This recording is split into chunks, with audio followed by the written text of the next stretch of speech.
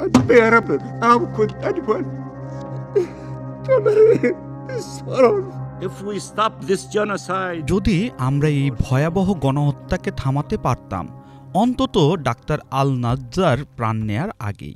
এই সেই আল নাজ্জার যিনি একজন চিকিৎসক হিসেবে তার মহান পেশাগত দায়িত্ব পালন করছিলেন, মানুষের প্রাণ বাঁচাতে নিজেকে বিলিয়ে দিচ্ছিলেন। তিনি নিজেই স্বচক্ষে দেখলেন তার সন্তানেরা যখন হাসপাতালে পৌঁছায় তখন তাদের দেহ আগুনে পুড়ে ছাই হয়ে গিয়েছে, তাদের জীবনের আলো নিভে গেছে চিরতরে। নিজের 10 সন্তানের মধ্যে তিনি হারিয়েছেন 9 জনকে। এমন বিভীষিকা ও মানসিক ক্ষত তা কোনো মানুষ ধারণ করতে পারে না, কোনো হৃদয় তা সহ্য করতে পারে না। মার্চ মাসে ইসরায়েল যুদ্ধবিরতি লঙ্ঘনের পর থেকে 1300-র বেশি নিষ্পাপ ফিলিস্তিনি শিশু নির্মমভাবে নিহত হয়েছে, আহত হয়েছে প্রায় 4000। এরা কারা? এরা শিশু, অবুঝ নিষ্পাপ স্বপ্নময় শিশু। অথচ এদের হত্যা করেও বলা হচ্ছে এটি সন্ত্রাসের বিরুদ্ধে যুদ্ধ। একের পর এক শিশু আজ ক্ষুধায় তিলে তিলে মৃত্যুবরণ করছে।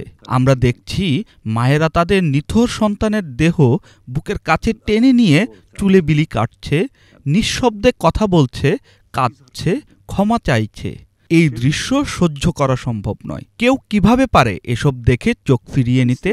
ক্ষমা করবেন মাননীয় প্রেসিডেন্ট, আমার নিজের নাতি নাতনি রয়েছে।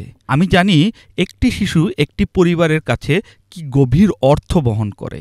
অথচ আজ ফিলিস্তিনি শিশুদের ওপরে যে নিষ্ঠুরতা চালানো হচ্ছে আর আমরা কিছু না করে নীরব থাকছি, এ যেন মানবতার অন্তর্জলে এক চরম অসম্মান, যা কোনো বিবেকবান মানুষের পক্ষে সহ্য করা অসম্ভব।